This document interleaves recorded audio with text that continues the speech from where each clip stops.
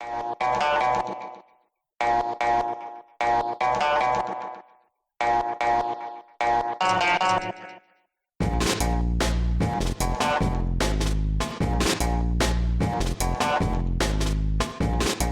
and welcome to the Lebanese Politics Podcast. My name is Benjamin Red. I'm joined as always, actually in person this time, by Nizar Hassan. Yay, we're back to recording in hot weather and sweating because of, no electricity and shit like that. Great to be here, Ben.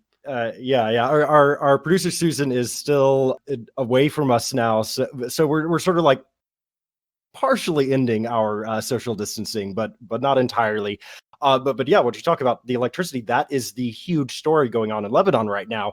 And in case you haven't been following this, it's quite apparent if you live in Lebanon, our electricity has dropped just precipitously. I mean, we never had full 24-hour electricity, right? But 21 hours, which isn't too terrible, right? Yeah. And now that's dropped, by a whole lot, depending on where you live. But in Beirut, we have a whole lot more hours. It depends on where you are in Beirut, it seems. But, I can't quite tell because my building does have a generator that is on most of the time, but not all of the time. And outside of Beirut, it's much worse, as little as 4 hours a day in some parts of the country, right? So in Beirut, it probably, double that or something like that. But yeah, we're having huge problems because they don't have enough fuel. Essentially, the imports have not come in, and the situation is getting so much worse that EDL, they've been ratcheting down production and now they're rationing and everything. But there's a certain level that you can't go below, right? If you're operating a power plant.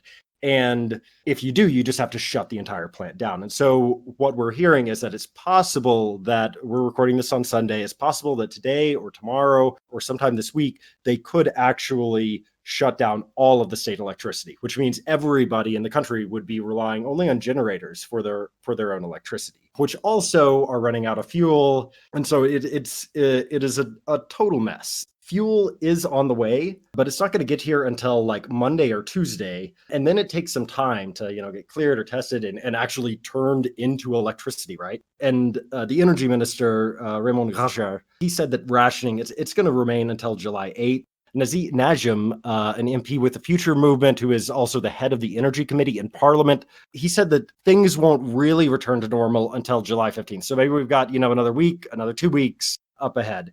So what actually caused this is, you'll remember a few months back that there was this whole scandal about the quality of fuel and getting substandard fuel from Sonatrach, the Algerian state-owned oil company. Mm-hmm. Well, apparently there was a disruption in the supplies. A lot of our fuel for electricity does come from Sonatrach, and that's somehow, and I don't understand how, I don't understand the specifics of this, but that somehow has resulted in them not ordering other fuel from other places, or them not getting it, or something going terribly wrong in the planning department at the Department of Energy.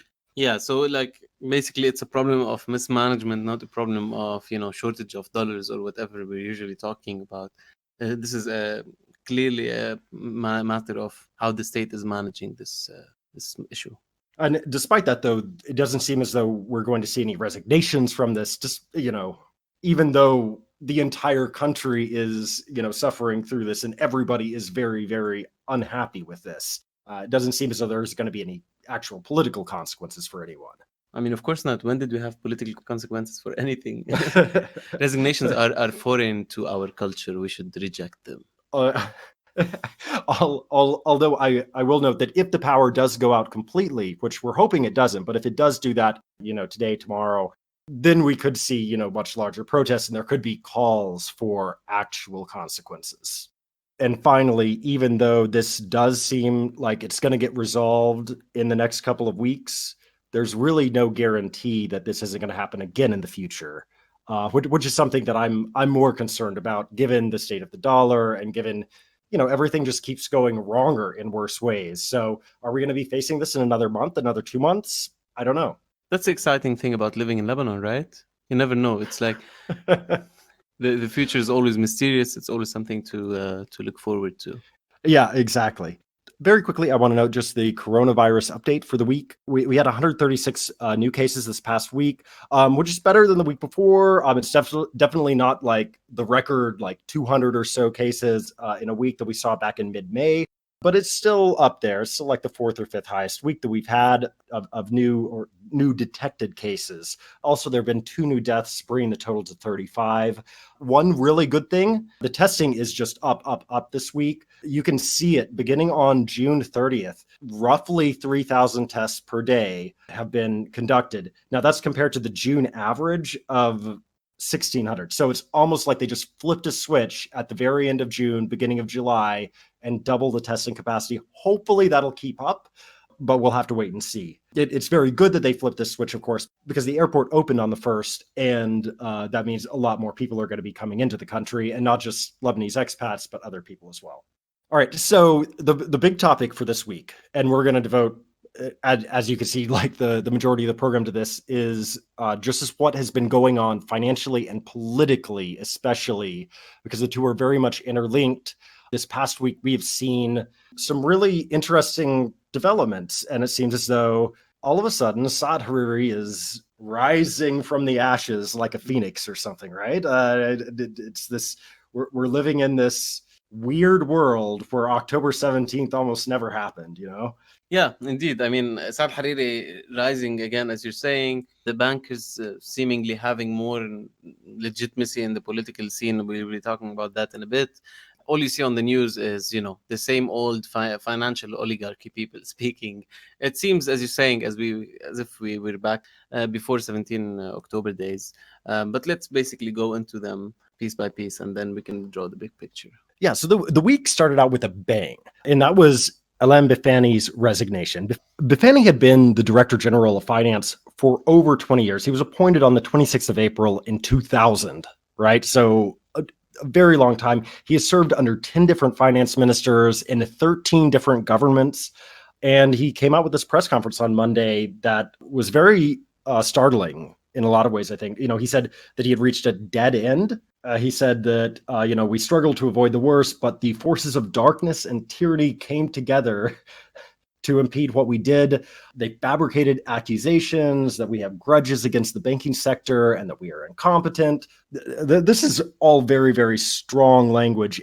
Kind of surprising coming from Alain Bifani, who is this very well-respected bureaucrat who doesn't usually step into the spotlight. Yeah, indeed. And if you look at Bifani's, if you listen to Bifani's press conference, you see actually that there are two very interesting things, in my opinion. One of them is that he was talking about the vested interests and the dark forces, as he called them, who are basically impeding any solution to the crisis, any equitable solution to the crisis. He said, that these interests are trying to foil the government's plan to make it fail, so that they don't carry their responsibility or their part of the price, for the bill, basically, for this crisis. And who is he talking about here? He's talking about the banks. This is very straightforward. This is the only real economic interest in Lebanon today that is fighting the government's plan by trying to minimize its responsibility. And the second thing I found interesting is that he talked about things that are not usually talked about by Lebanese bureaucrats or officials, things like economic inequality, the distribution of wealth in bank accounts, and things that imply clearly that, this is class warfare, what's happening. Like, they are trying to protect the interests of the large depositors and the banks on the expense of everyone else. And this is very significant because it also comes after the resignation of Henri Shaul, who was an advisor to the government and part of the negotiation team with the IMF, which also Bifani was part of, right? And Henri Shaul, when he resigned, he said almost the same thing, that there is no serious will to restructure the banking sector and BDL.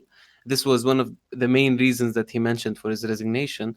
And then in other comments made to media, he said that the 1% who controls most of the wealth is also trying to impoverish the rest of the population. So for these things to be coming out of technocrats, right, out of advisors and bureaucrats, this is really new. But this shows us what kind of real battle of interest is happening today. And the direction that battle is going in, because these guys are the ones who are resigning and finally speaking out about this, meaning that they lost, basically. They're conceding at this point. I can't do anything further here. On the other side of things, the banks made a couple of moves. Banks, BDL, and other parties made a couple of moves this week. The banks, or several banks at very least, raised the dollar to lira rate. If you have a dollar account, Lebanese dollars, and you want to withdraw that in lira, they want you to do that. And now they've raised the rate. I think it was at 3,000 before, and now it is up to 3,850. So if you do have that, you're going to get more lira, so you might as well. That's kind of the argument. Of course, this is sort of a slow motion lirification, where if you do this, you are accepting a haircut on whatever you've got, in a de facto haircut on whatever you have deposited. Yeah, exactly. It's a haircut of around 50%, right? Because now the real exchange rate in the market has been, the lira has been depreciating in value for most of last week and most of the recent weeks, right? From around 4,000 in mid-May to mid-June, now we've reached up to 10,000 on Thursday, and then it decreased a bit in the last few days, basically the end of last week, reaching down to around 8,000.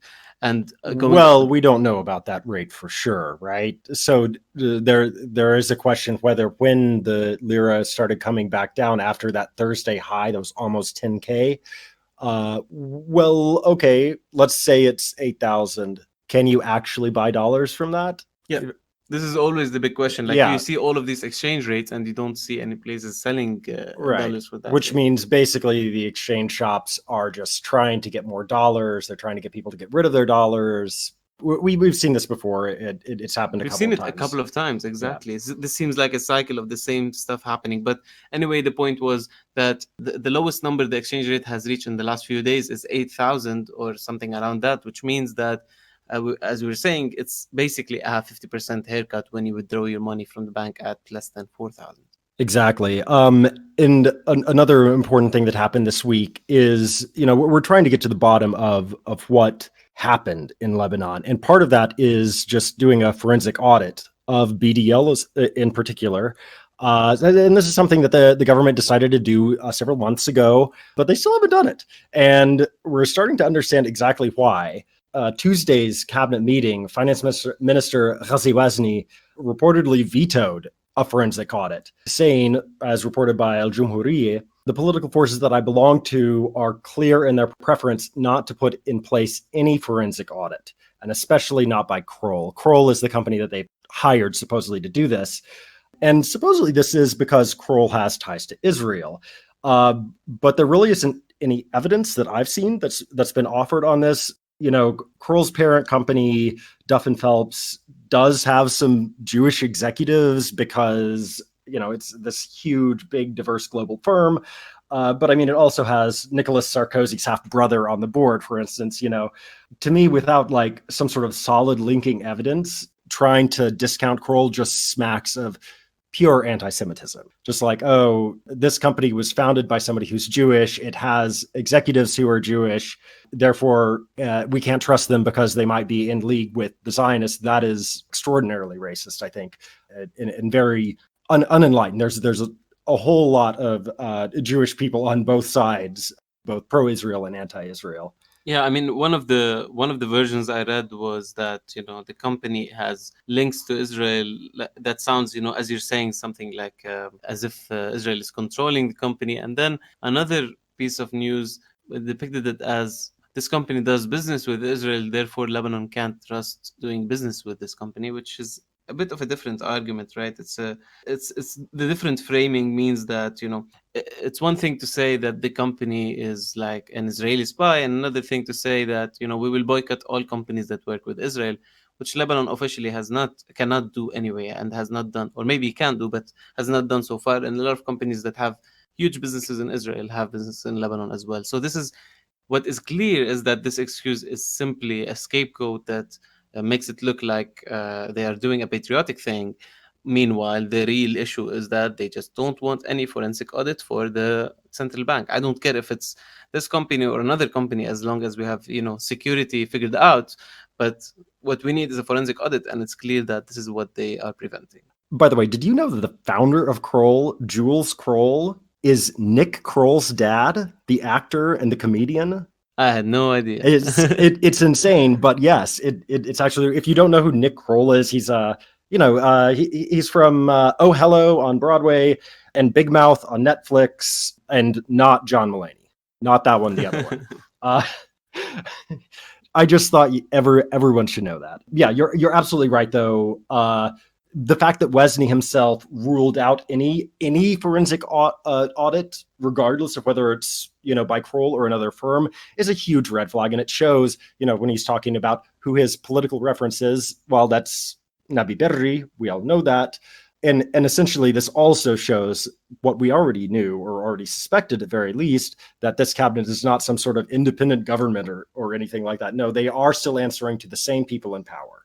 Definitely. And just to one more thing on the whole forensic audit thing, Henri Shaul, who we just mentioned, who resigned, he tweeted that this is purely political, and that Kroll, the same company, has worked before with many Lebanese banks, and he knows that because he has worked with in one of the banks, and it has worked already with BDL before. So saying that, like portraying it as, oh, this is a new company that has Zionist links and we can't work with it, is a divergence of the truth. 100%. Along with the lira slide this week, we saw a lot of things getting a lot more expensive. On Tuesday, bread prices went up. The 900-gram pack of bread went from 1,500 lira to 2,000, and meat prices have been soaring, basically more than doubling. Because of this, the army announced this week that it would no longer serve meat to Lebanese soldiers. So the Lebanese army has gone vegetarian. Chicken is still chicken. All right. Chicken is still cheap because we produce a lot of it locally. But yeah, most of the meat we use is actually imported.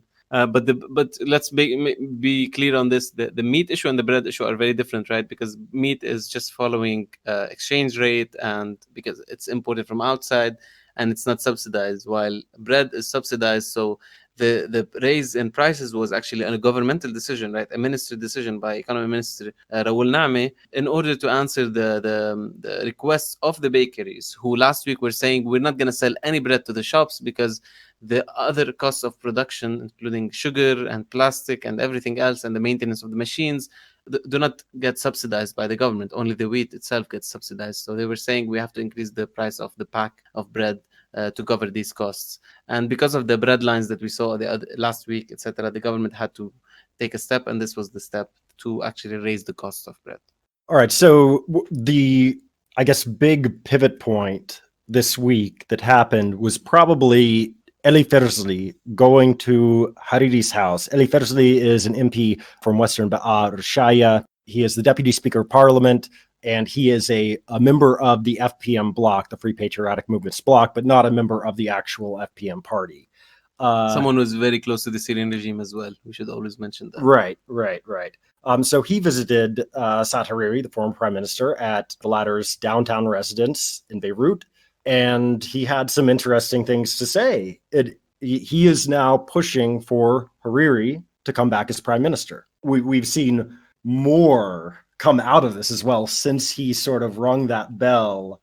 A lot of things have happened. Hariri's come out saying, my conditions are known.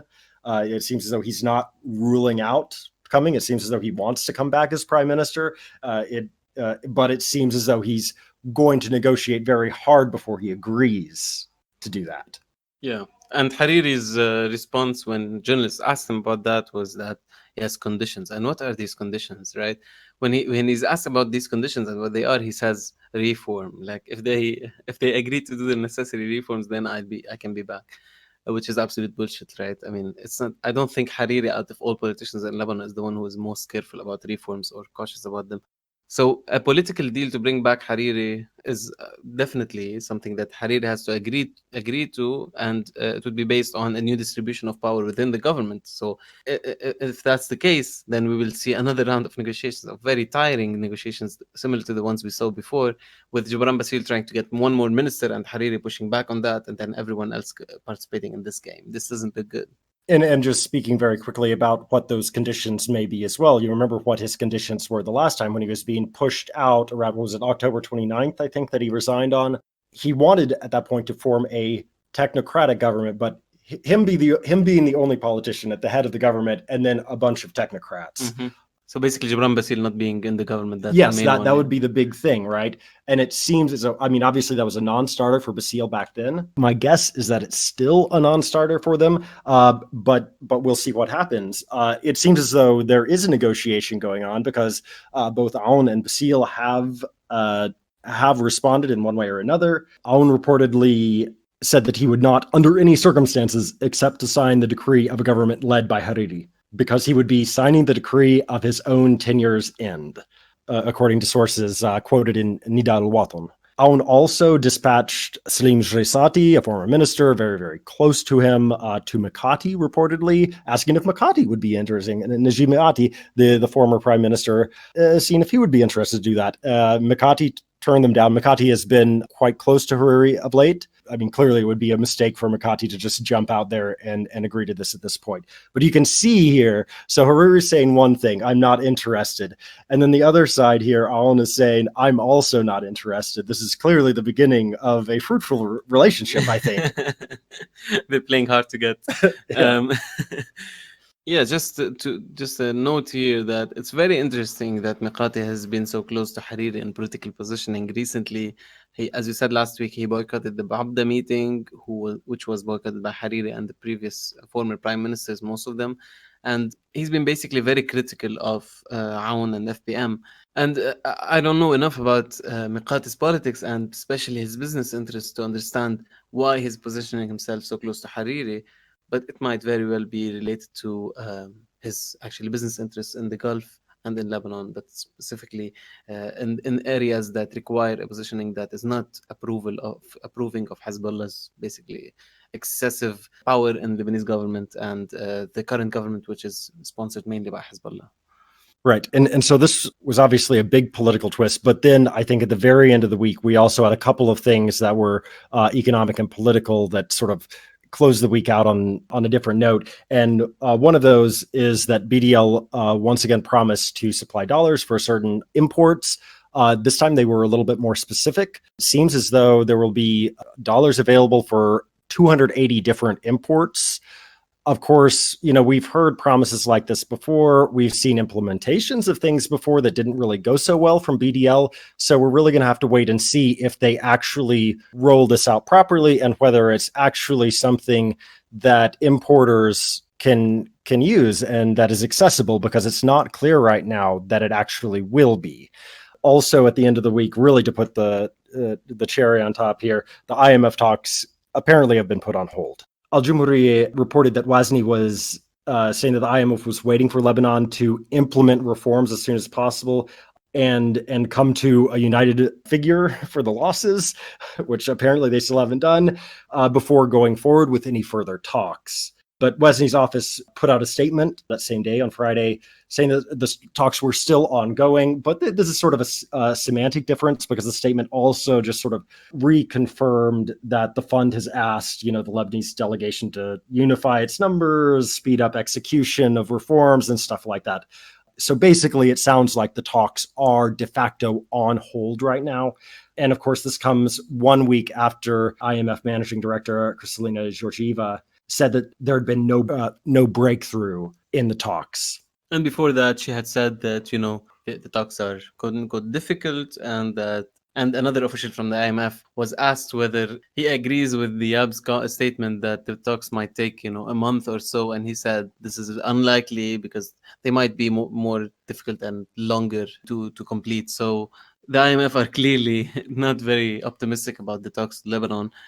And they're focusing recently. They've been focusing, as I think we mentioned last episode, on the issue of unity, meaning basically an agreement. The surface meaning of it is basically for the delegation of Lebanon to be on the same page when it comes to numbers, because again, there's a division between the banks/BDL and the government and its advisors, and this is being translated on the negotiation table with the IMF. Although 2 members of that negotiating team have now left, so who knows? One final thing that really needs to be noted here: there have been, in the past 2 days, 3 different suicides in Lebanon. There were 2 on Friday.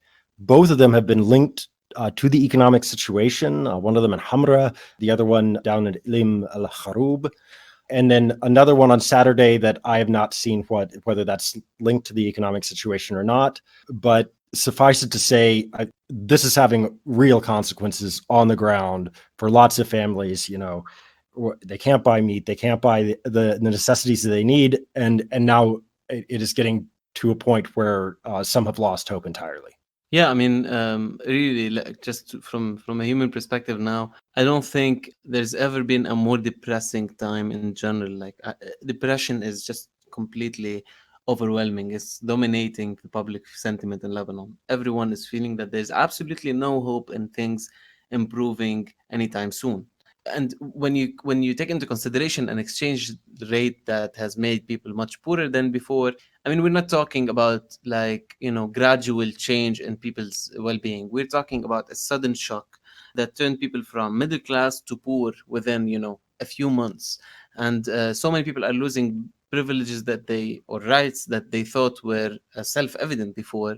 And this is not to talk about people who were already very poor before the crisis. People in rural areas, refugees, migrant workers, etc., who had already been the situation had already been very volatile, are now even in even harsher situation.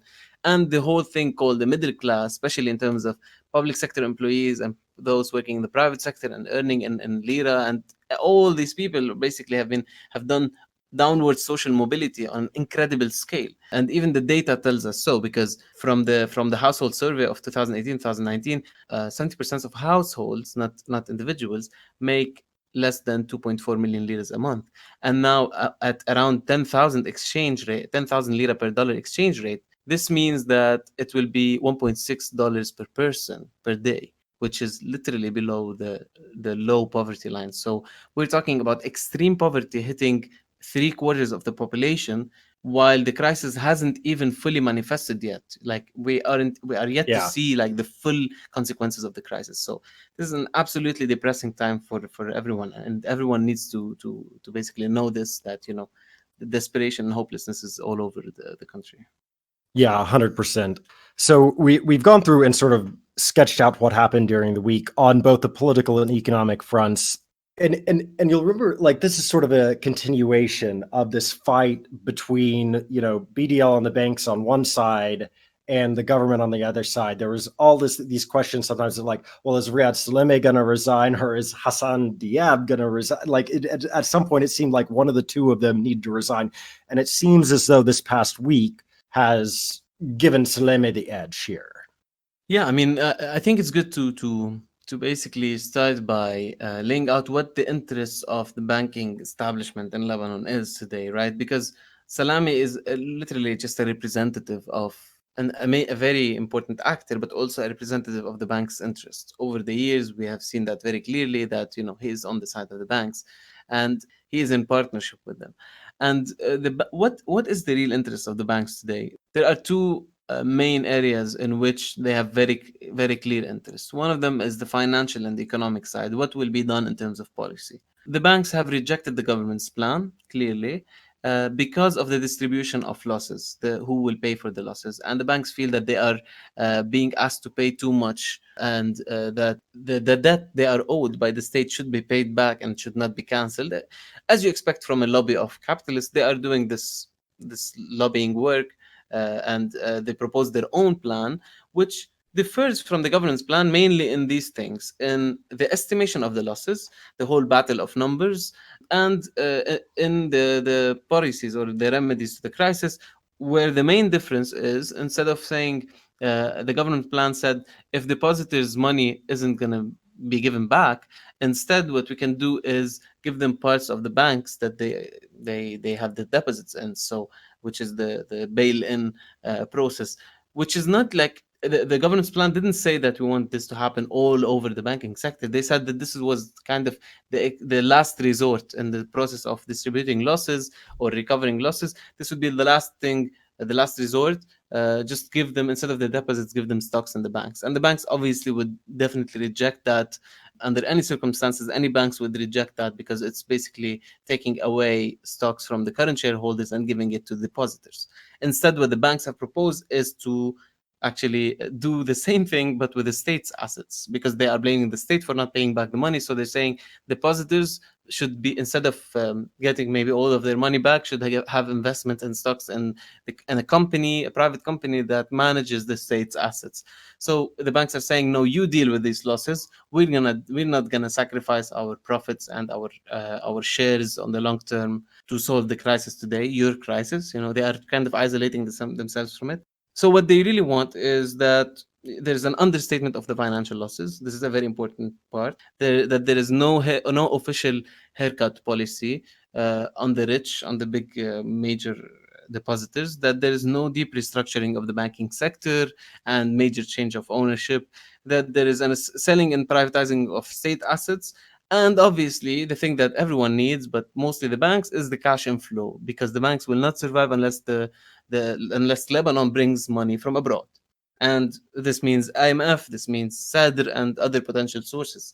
And this item specifically takes us to the political agenda of the banks, which is to have a government that is very friendly to the West and very friendly to Gulf countries, because the banking system in Lebanon, and plenty of studies have been written about that, the banking system in Lebanon is an extension of the global financial system and a place for recycling a lot of dollars from the Gulf, and it relies heavily on dollars and what the Fed does in its whole survival and continuity. So the banks have real interest in having a government, not this government, and having actually a government that is much closer to the West and not fiercely opposed by the West allies in Lebanon.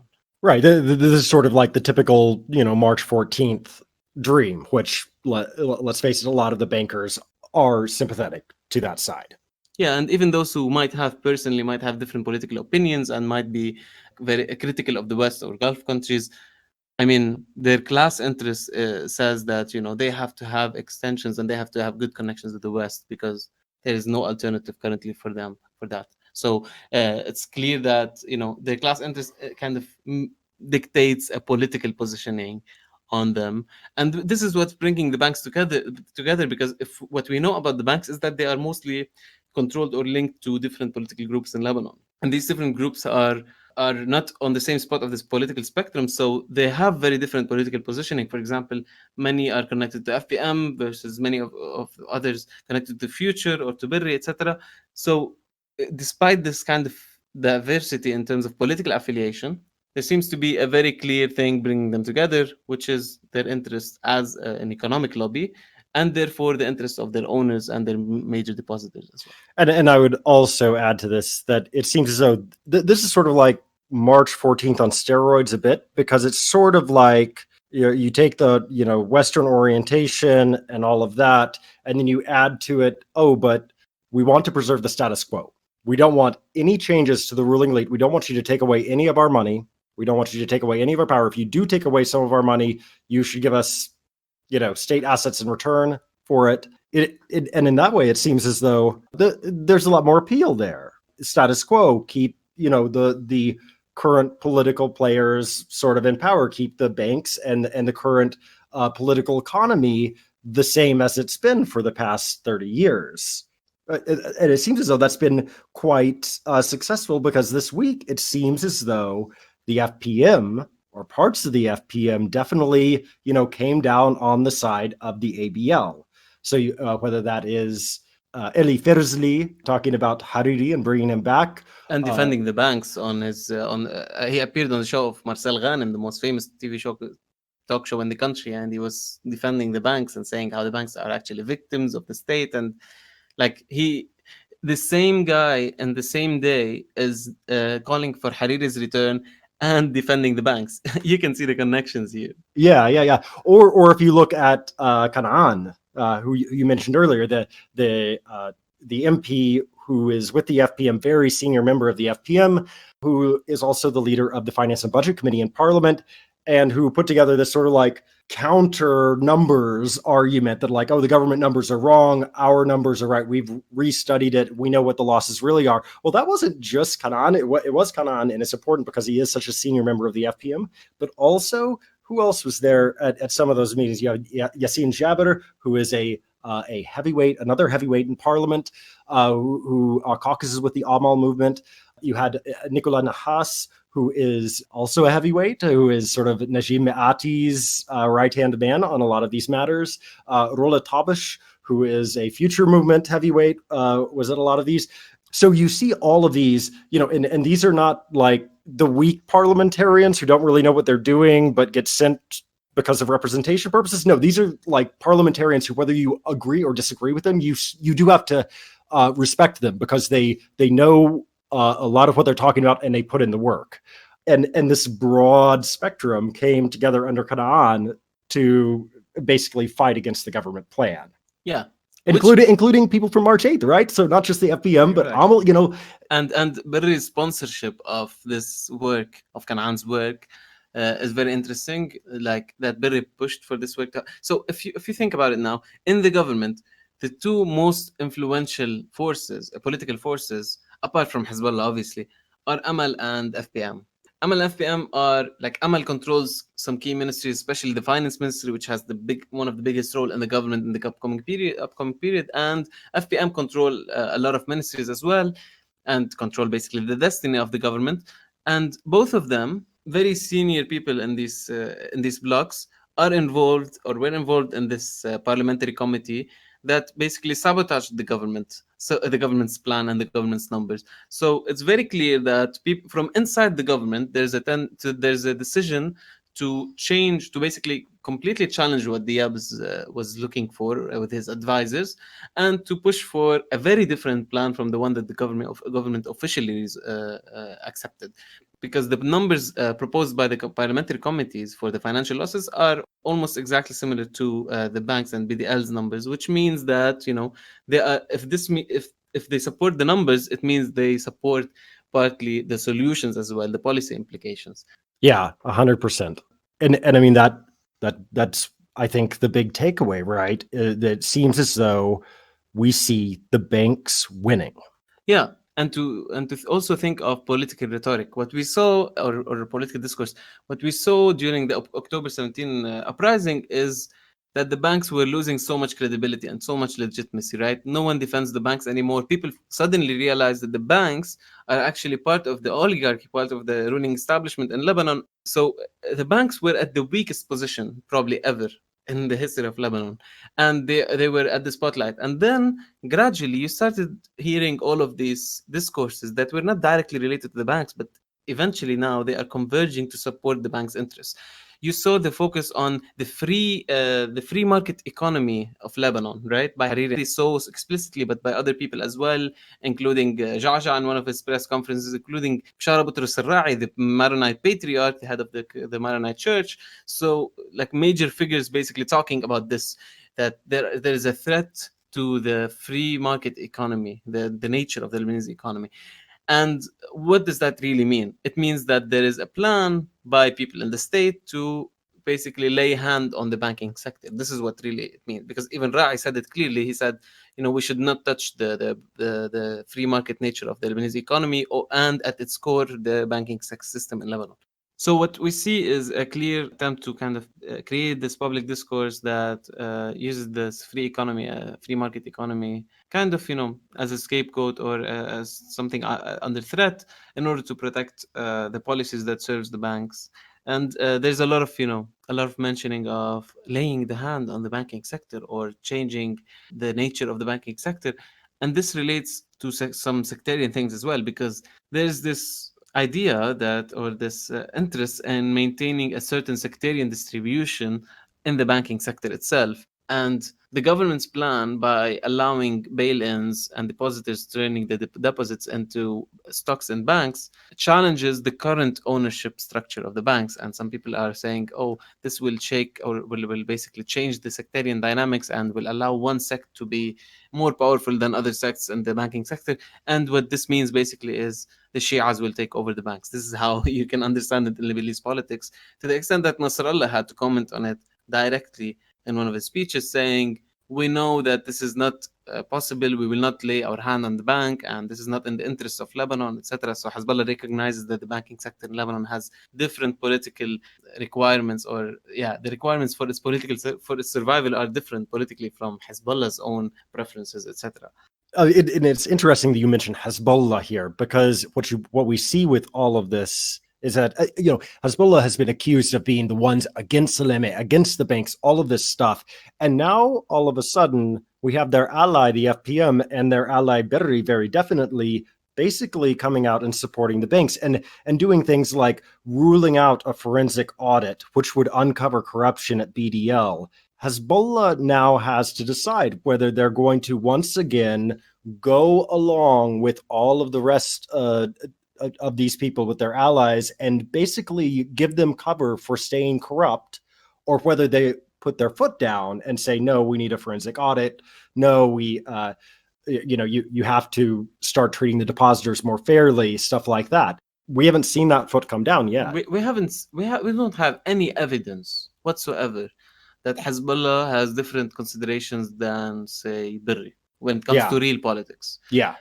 So this is a theory still, right? This is a hypothesis that everyone carries around, that Hezbollah is just tolerating allies. To me, it sounds like, they're just doing the same shit, but doing it more intelligently by making it seem that they're not approving. That counts for something. Yeah, I mean, but really, when you look at Hezbollah's actual political practice, where did Hezbollah ever challenge very seriously the political class in Lebanon or on anything?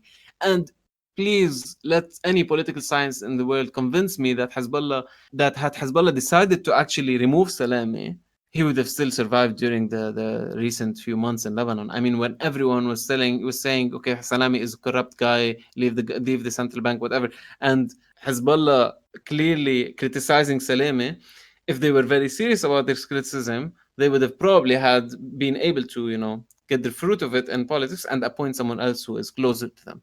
I think we can understand that Hezbollah knows what the limits are in terms of what it can control in Lebanon. And there are things that Hezbollah doesn't want to take over because they know that they can't manage. And one of those things is the banking sector. So like all other political forces, they will try to get as big a share as possible in whatever resolution to the crisis. They will try to protect their bourgeois allies, the capitalists who work in who are part of their networks.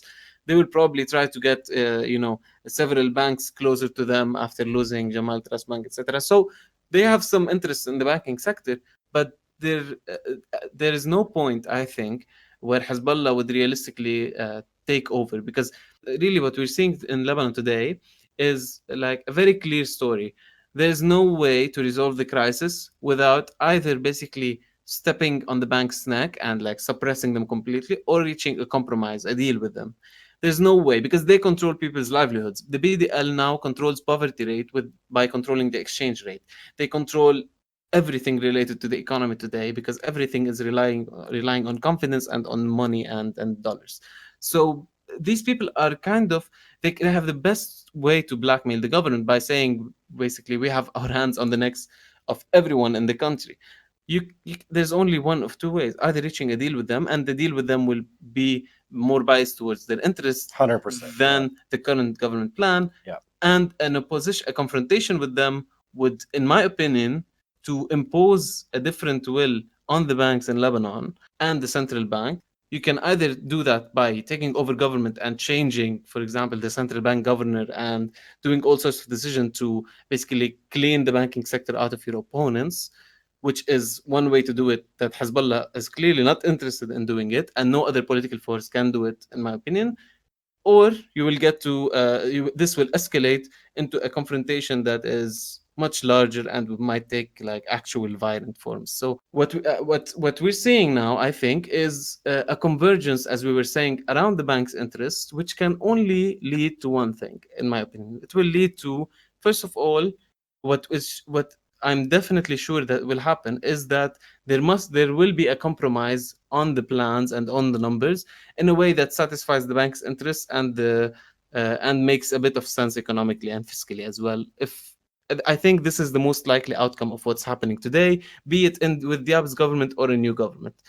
But what we're also seeing now, in terms of Jumblat saying, I support the overthrowing of the government, Firozly paving the way for Hariri and attacking the government, and this consolidation around the interests and the numbers of the banks, is that there will probably be a different government that is closer to the West. And it doesn't seem that, Hezbollah or Amal or anyone is interested in insisting on Diab and this government for so long, because it clearly doesn't have the support of BDL and the banks. And regionally, in terms of regional politics, Saudi seems to be more involved now, with many visits by Salami and by Salim Sfair, the head of the banking lobby.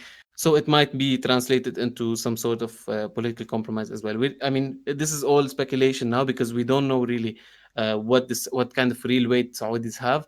But the whole talks about Hariri coming back and in line with what's happening financially seems to be converging to that point, for a government that is more friendly to the West and more friendly to the banks. I just want to wrap up, though, by saying that this entire process, yes, the banks seem to be winning the argument here. Saleme is beating Diab, it seems, right? If this happens, and if it comes to fruition, though, it absolutely relies on funding from the IMF, CEDRE, the Gulf states, stuff like that. And all of this stuff, to me, it still just seems unlikely that those billions and billions of dollars will materialize. And without that, their plan, it already, I think, probably doesn't really work. And it really doesn't work. And they would be caught holding the bag if they're suddenly back in power and then things turn catastrophic. Yeah, definitely. I completely agree, because the direction in which the banks are pushing today is already very reckless in terms of the policies that they are seeking, because they don't want an actual solution to the crisis. They want postponing the crisis. Yeah, keep the status quo, 100%. Yeah, and kick the can down the road. And this doesn't work. And this means, with austerity and with the conditions that might be imposed by the IMF, etc., this means more misery in the country, more social and economic deterioration, and no economic growth or development in the next, 20 years? Can you imagine where and how the Lebanese economy would kickstart according to the bank's plan or according to the government's plan, without a serious strategy for investment in productive sectors, etc., which doesn't exist? It's impossible to imagine it. So I feel like the banks are even taking us in a direction that no one will benefit from. Absolutely no one can benefit from on the long term. This recklessness is basically motivated by protecting the mostly medium-term profits.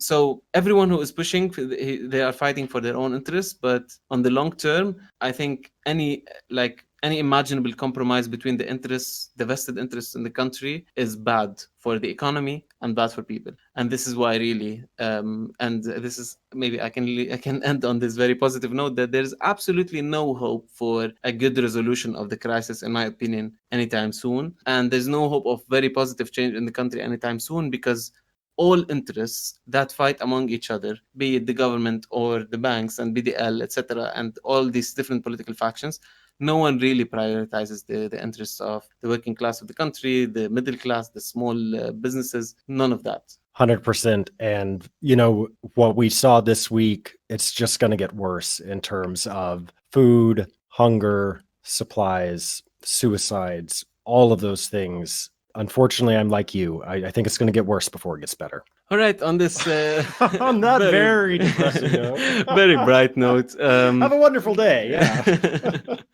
Yeah, we'll be back with another episode of the podcast next week. And until then, I'm Nizar Hassan. I'm Benjamin Red. And this has been the Lebanese Politics Podcast.